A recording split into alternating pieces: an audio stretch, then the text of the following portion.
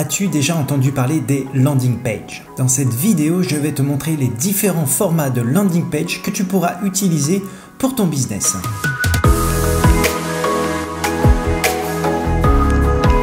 Je m'appelle Christophe et j'aide les entrepreneurs à développer leur business en ligne grâce à leur site internet. Alors, une landing page, également appelée page de destination ou page d'atterrissage, est une page internet que les visiteurs atteignent après avoir cliqué sur un lien externe, venant par exemple d'une newsletter, d'une publicité sur les réseaux sociaux ou d'un site internet quelconque.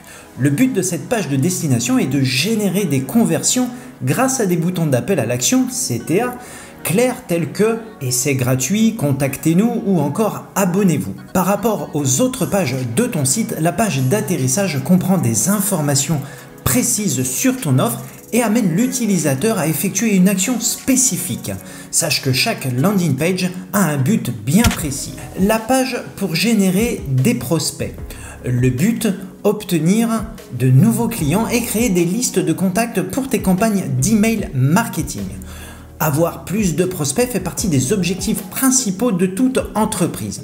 Par conséquent, créer des landing pages dans ce but est de plus en plus courant.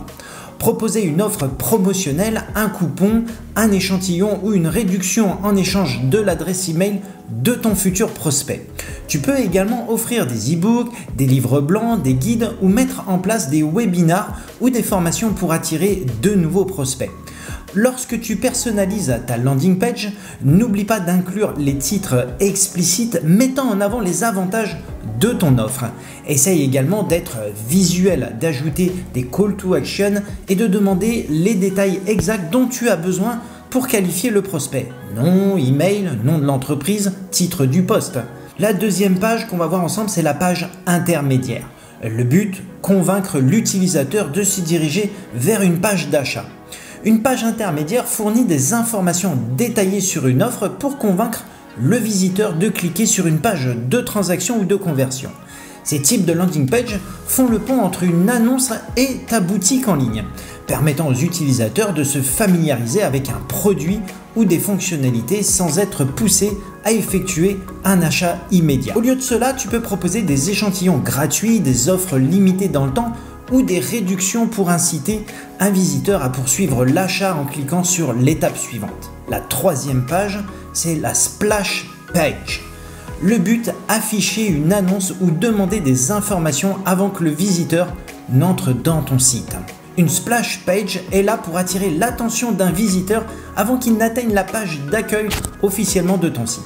Contrairement à la plupart des autres types de landing page, les splash pages ne sont pas axées sur la conversion mais plutôt sur l'information. Par exemple, elles sont souvent utilisées comme page ou pop-up pour faire une annonce, pour informer une conférence, un événement ou une promotion.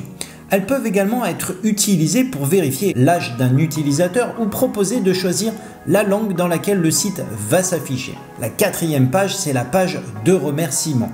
Le but, proposer à tes clients ou prospects des offres supplémentaires et du contenu stratégique. Nous savons que dire merci, c'est faire preuve de bonne manière. Mais lorsqu'il s'agit d'une page de remerciement, cette formule de politesse peut également booster ta stratégie de développement.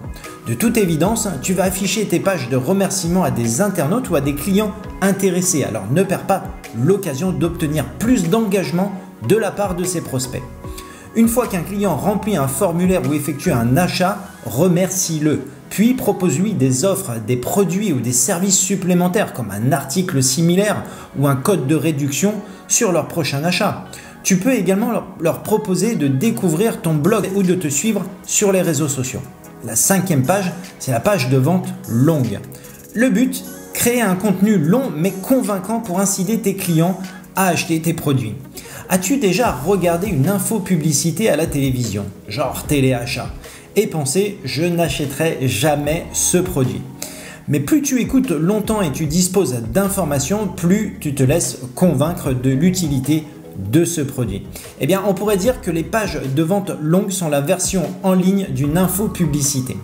Ce type de landing page est utilisé dans la partie la plus basse de l'entonnoir car tu demandes généralement un paiement au lieu d'un simple email. Ton objectif est de présenter ton produit avec des témoignages convaincants, des citations, des vidéos et des call to action ciblé pour persuader le visiteur de passer à l'achat. Il peut être nécessaire d'ajouter un code de réduction à durée limitée pour booster un petit peu tes ventes, mais une bonne rédaction de ton contenu peut également faire l'affaire. Assure-toi simplement d'inclure toutes les informations nécessaires et de rassurer ton futur client sur l'achat. Délai de livraison, politique de remboursement, garantie, etc. La 6e page, c'est la page de désinscription. Le but, convaincre tes abonnés de rester fidèles à ta marque. Une page de désinscription ressemble beaucoup à une rupture entre deux personnes. Et quand tu aimes vraiment quelqu'un, tu ne la laisses pas partir si facilement. De même, dans le monde professionnel, tu ne laisses pas un abonné partir sans lui donner une chance de plus pour que cela fonctionne. À toi de trouver une bonne raison pour convaincre ton utilisateur de rester. Si les utilisateurs essayent de se désabonner de tes campagnes email marketing, propose-leur de personnaliser leurs préférences pour rester à jour avec ta marque à une fréquence inférieure ou de ne recevoir qu'un seul type de notification. Pour les pages de désinscription destinées aux utilisateurs qui annulent un abonnement payant, tu peux présenter tes produits ou services une dernière fois ou proposer une réduction ou une offre moins chère, mieux adaptée à leurs besoins ou à leur budget. Dans tous les cas, demande toujours à tes utilisateurs pourquoi ils se désinscrivent. Cela te permettra d'améliorer ton offre et éventuellement d'éviter d'en perdre des autres clients. La 7e page, c'est la page en cours de construction. Le but, informer les internautes de la création ou de la mise à jour de ton site internet et collecter des prospects qualifiés intéressés par tes produits ou services. Il n'est jamais trop tôt pour développer ta présence en ligne et une page en construction est l'endroit idéal pour commencer. Même si ton site internet n'est pas encore prêt, informe tes internautes qu'ils pourront bientôt trouver toutes les informations dont ils ont besoin sur cette page. Tu peux également utiliser ce type de landing page lorsque tu souhaites mettre à jour ton site et que tu as besoin de quelques jours pour faire toutes les modifications nécessaires. Pense à ajouter une date officielle d'ouverture de ton site ou un compte à rebours afin que les internautes sachent quand revenir pour découvrir ton site. Encore mieux, ajoute un formulaire email « Notifiez-moi » afin que tu puisses envoyer un message aux internautes qui souhaitent revenir lorsque ton site sera officiellement mis en ligne. De plus, avoir une liste de diffusion pertinente avant la mise en ligne de ton site web te permettra de réussir tes futures campagnes d'email marketing. La 8e page, c'est la page de vente. Le but, mettre en avant un produit stratégique. Un site internet classique permet aux visiteurs de naviguer et d'explorer plusieurs produits ou services. Mais comment faire pour qu'un utilisateur soit exposé à un produit spécifique dès qu'il arrive sur ta page? Pour cela, lance-toi dans la création de pages de vente. Tu peux créer autant de pages de vente que de produits que tu veux mettre en avant. Ce type de landing page apportera une description complète de ton produit, de son fonctionnement, de ses fonctionnalités et de ses avantages. Pour t'aider à choisir les produits les plus adéquats, analyse le nombre de clics et les ventes de tes produits et choisis ceux qui attirent le plus de tes clients. En ce qui concerne le design, je te recommande d'ajouter de nombreuses images et d'éviter les textes trop longs. La 9e page, c'est la page dédiée à un événement. Le but, fournir des informations sur un événement spécifique et d'obtenir plus d'inscriptions. Lorsque tu organises un événement, une conférence ou une réunion, tes prospects veulent connaître le planning en détail pour pouvoir décider en toute connaissance de cause d'y assister ou non. Pour ce faire, tu dois créer une landing page pour un événement qui comprend toutes les informations pertinentes ainsi qu'un formulaire d'inscription.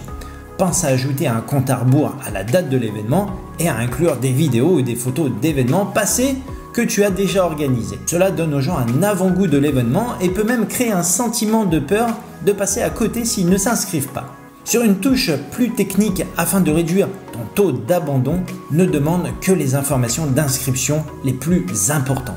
Si tu organises souvent des événements ou si tu souhaites vendre des places en ligne, tu peux créer un site événementiel professionnel et profiter de toutes les fonctionnalités indispensables à ce type de site web. Alors comment choisir la meilleure landing page? Pour choisir le bon type de page d'atterrissage pour ton entreprise, plusieurs facteurs sont à prendre en considération. Premièrement, quels sont les objectifs que tu souhaites atteindre? Est-ce plus d'abonnés à ta newsletter, plus de ventes ou plus de participants à tes événements? Ensuite, Demande-toi qui est ton public cible et comment tu peux le conquérir. Tu peux utiliser Google Analytics pour prendre les bonnes décisions en fonction des résultats de chaque page. En prêtant attention au comportement de tes visiteurs, tu peux mieux déterminer leur motivation et leur intention sur ta page de destination.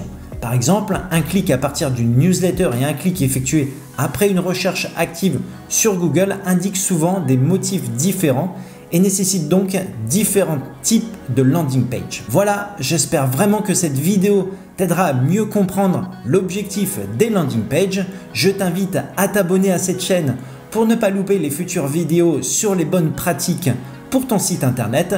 Et moi, je te retrouve bientôt dans une prochaine vidéo.